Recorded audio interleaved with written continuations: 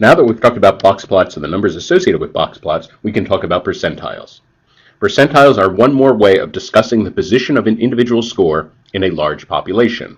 Now you may wonder, since we already have those numbers associated with box plots, why do we need something else? Why do we need percentiles in addition to box plots? Well, percentiles are more precise than the box plot numbers. For example, think about GRE math scores. On the GRE math section, a score of 160 is between the third quartile and the max. A score of 167 is between the third quartile and the max. Well, saying it like that makes it sound like those two scores are equivalent, as if they're more or less interchangeable, and of course that's not the case at all. When we talk about percentiles, the difference becomes clear. A score of 160 is the 78th percentile, a score of 167 is the 95th percentile. Well, holy smokes, that's a big difference. Let's talk about what that means. So let's back up. First of all, in the abstract, if a score is in the 40th percentile in a large distribution, this means the score is larger than 40% of the distribution. It is larger than 40% of the scores. And in general, that pattern holds. I'll state it in terms of a variable. If a score is the pth percentile of a distribution, that score is larger than p% of the scores in the distribution. And of course, p could be anything between 1 and 100. Let's go back to those GRE scores and look at them again.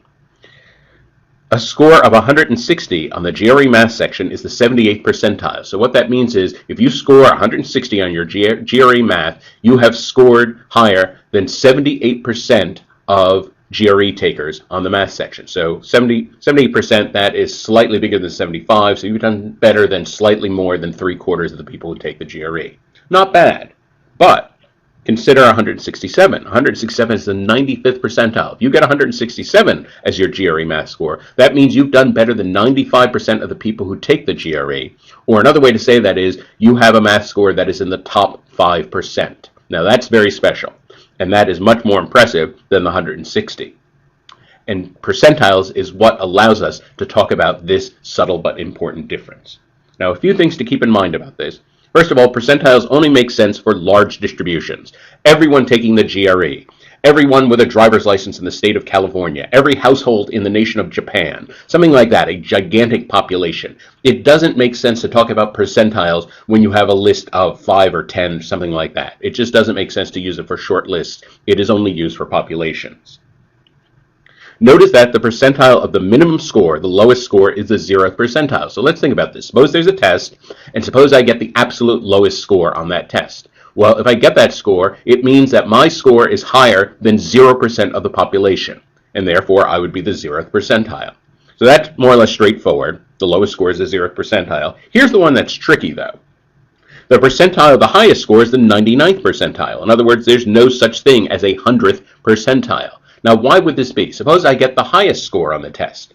Well, to be the 100th percentile, I would have to have a score that is higher than 100% of the scores. And the problem with that is my own score is one of the scores, so to be the 100th percentile, I'd have to get a score that was higher than my own score. And of course, that's impossible. So the highest you can get in whole numbers is the 99th percentile. Now, sometimes people get into very fine distinctions. We can talk about the 99.9 percentile, the 99.99 percentile, something along those lines, but the 100th percentile is impossible.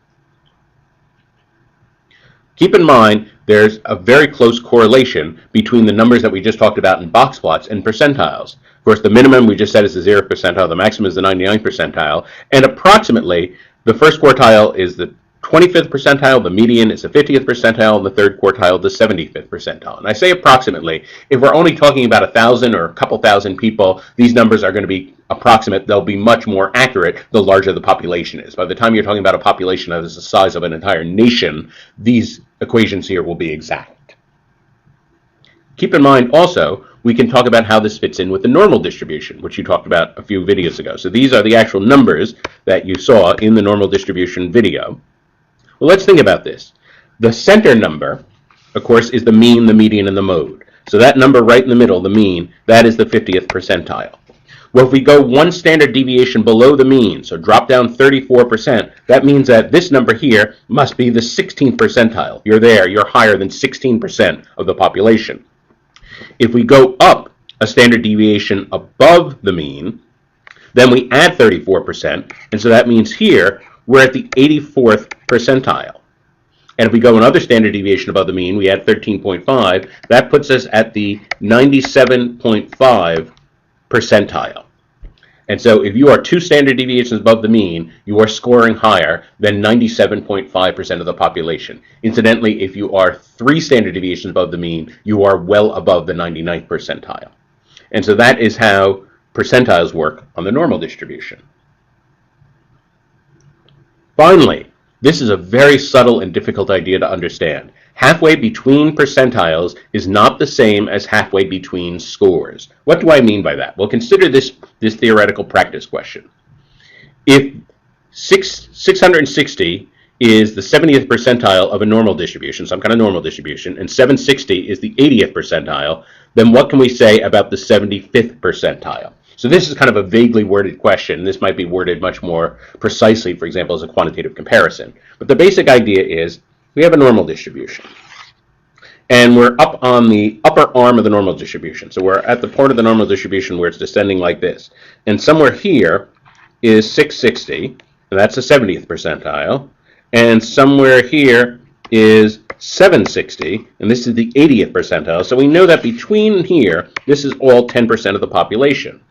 And we want to know, if we go right in the middle, how does that number right in the middle compare to the 75th percentile? Now, the mistake would be to think that the percentile that's in the middle is exactly the same place as the score that's in the middle.